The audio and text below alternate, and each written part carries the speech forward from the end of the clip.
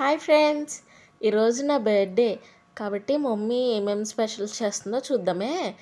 ఇక్కడ స్టవ్ మీద కడాయి పెట్టి ఆయిల్ వేసి అందులో జీడిపప్పు ఇవన్నీ ఫ్రై చేస్తుంది. అవి జీడిపప్పు కొంచెం రెడ్డిష్ కలర్లో వస్తే దాని టేస్ట్ ఇంకా బాగుంటుంది. యాక్చువల్లీ ఉత్తిగా అందరూ తినేస్తాం అనుకోండి, అది సెకండరీ. బట్ కర్రీస్లో వాటిలో అయితే జీడిపప్పు కొంచెం రెడ్డిష్గా వస్తే టేస్ట్ బాగుంటుంది. దాంతో మొత్తం వెజ్జెస్ అన్నీ తీసుకుంది. యాక్చువల్లీ ఇంట్లో సడన్గా కొన్ని వెజ్జెస్ ఉన్నాయి కాబట్టి కొన్నిటితోనే సరిపెట్టేస్తుంది. ఇందులో క్యారెట్, పొటాటో వేసి ఫ్రై చేస్తుంది.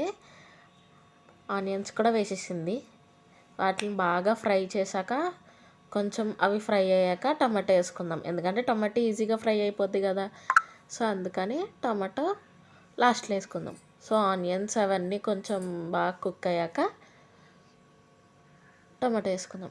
కొంచెం కుక్ అవ్వడానికి పైన మూత పెట్టేద్దాం. ఈ లోపల ఫ్రైడ్ రైస్కి కర్రీ చేసుకుందాం. ఇంకో ప్యాన్ పెట్టి దాని మీద ఆయిల్ పెట్టి పూన్ మకానా వేసి ఫ్రై చేస్తుంది. యాక్చువల్లీ నాకు పూన్ మకానా అంటే చాలా ఇష్టం, అందుకని పూన్ మకానా కర్రీ చేస్తుంది మా మమ్మీ. సో పూన్ మకానా కొంచెం రెడ్డిష్ కలర్లోకి వచ్చాక అవి తీసేసుకోవాలి. తీసేసుకుని మళ్ళీ సేమ్ ప్యాన్లో కొంచెం ఆయిల్ వేసి గ్రీన్ లీవ్స్, కరివేపాకు వేసి ఆనియన్స్ వేసి ఫ్రై చేస్తుంది, కుక్ చేస్తుంది అన్నమాట.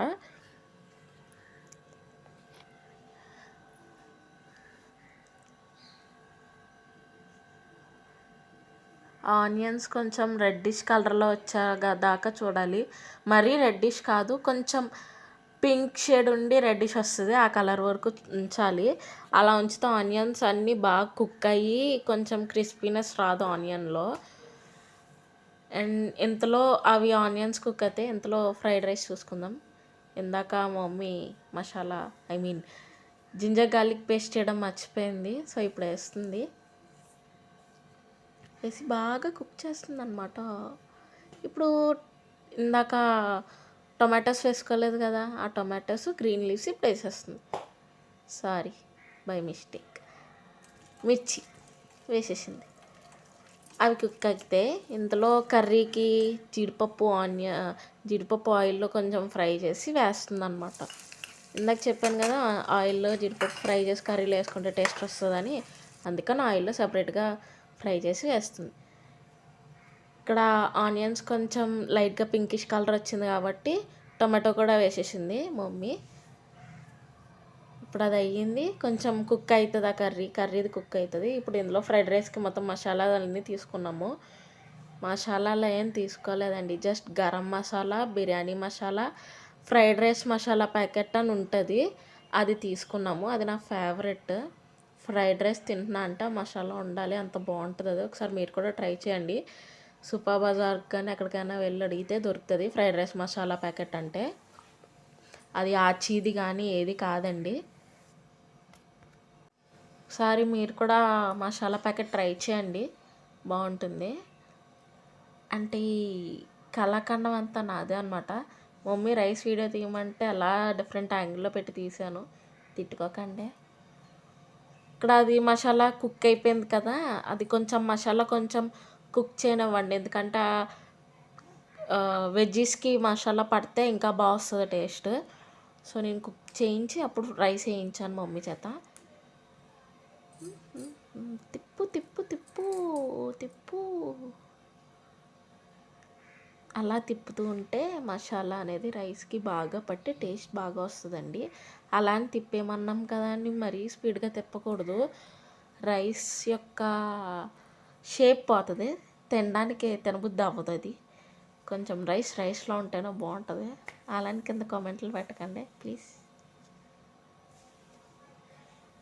అలా మమ్మీ తిప్పుతున్నట్టు కింద నుంచి పైకి తిప్పితే బాగుంటుందండి.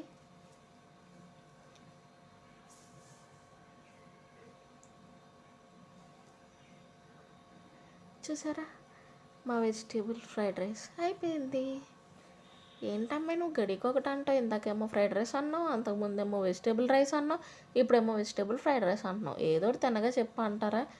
అలా అని కాదండి, మనుషులకే రకరకాల పేర్లు పెట్టి పిలుస్తున్నారు. అయితే లోపలికి పొట్టలోకి పోయేదానికి ఏంటండి పేర్లు? ఏదైతేనండి వెజిటేబుల్స్తో చేసింది వెజిటేబుల్ ఫ్రైడ్ రైసే కదండి.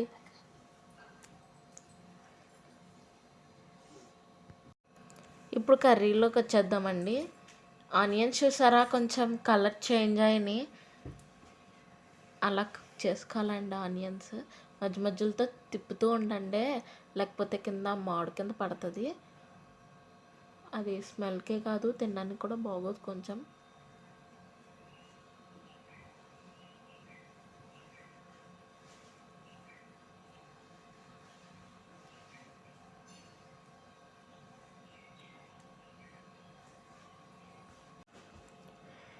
చూసారా అండి, మొత్తం ఆనియన్స్ అన్నీ టమాటా అన్నీ దగ్గరికి అయిపోయిన తర్వాత అల్లం వెల్లుల్లి పేస్ట్ వేసుకోండి. కొంతమంది ఆనియన్స్ వేసినప్పుడే అల్లం వెల్లుల్లి పేస్ట్ వేస్తారు, ఇంకొంతమంది ఎలా వేసుకుంటారు, ఎలా వేసుకున్నా పర్లేదండి. వేసుకుని దాన్ని కొంచెం కుక్ చేయనివ్వాలి. తర్వాత ఇందాక ఫ్రై చేసి పెట్టుకున్న పూల్ మకానీ ఉంది కదా, అవి కూడా వేసేయాలి. వేసేసి బాగా కుక్ చేయాలన్నమాట. కార్తీక దీపంలో వంటలక్క అని పేరు ఎందుకు వచ్చిందో తెలియదు, కానీ మా అమ్మకి మాత్రం వంటలక్క అని పేరు పెట్టేయచ్చండి. ఎందుకంటే రాని వంట అంటూ లేదండి మా అమ్మకి, అన్నీ చేస్తుందండి. అలాగే అందరి కడుపులు పొట్టలు చెక్కలు అయిపోయేలా తినిపిస్తుందండి. ఇప్పుడు మీకు కనిపిస్తున్న మసాలాలన్నీ ఏం లేవండి, ఉప్పు కారం మసాలాలు అంతే అండి, అంతమించి అందులో ఇంకేం లేవండి. మసాలాలు లేకపోతే కారం వేసుకునైనా తినచ్చండి, సూపర్ ఉంటుందండి. కారం వేసుకుని తినండి, సూపర్ ఉంటుంది కర్రీలో. ఇప్పుడు ఆ మసాలా మొత్తం కూరకు పట్టేలా మొత్తం తిప్పాలండి. అలాగే మీ చెయ్యికి కూడా పని పెట్టి తిప్పండి కొంచెం మొత్తం. మా అమ్మ ప్యాన్ కేసి కొడుతున్నట్టు కొట్టకండి. మా అమ్మ స్పూన్ మకాన్ని అంటుకున్నవన్నీ కిందకి వేస్తుంది అంతే అండి ప్యాన్లోకి. మీరు అలా కొట్టకండి, సౌండ్ వస్తుంది, పక్క వాళ్ళు మళ్ళీ వచ్చి మిమ్మల్ని కొట్టేయగలరు.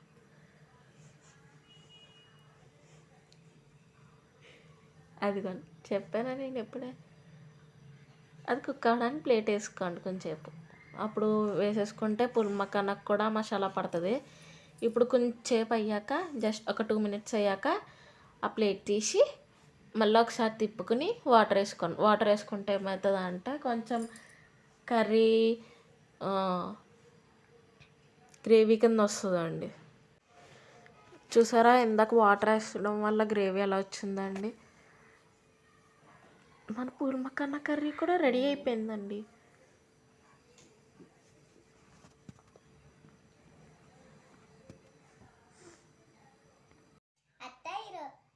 అక్క బర్త్డే కదా ఈరోజు, ఏ ప్రెసెంట్? ఇగో ఫస్ట్ ఇది ఏంటక్క? అది పుల్మకానీ కర్రీ అమ్మా. ఇది అది వెజిటేబుల్ ఫ్రైడ్ రైస్, నీకు ఇష్టం కదా. అది పెరుగు పచ్చడి. అది మలై పూరి స్వీట్. ఓకేనా.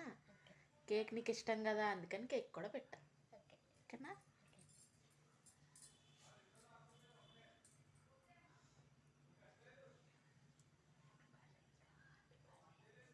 హ్యాపీ బర్త్డే అక్క. Thank you.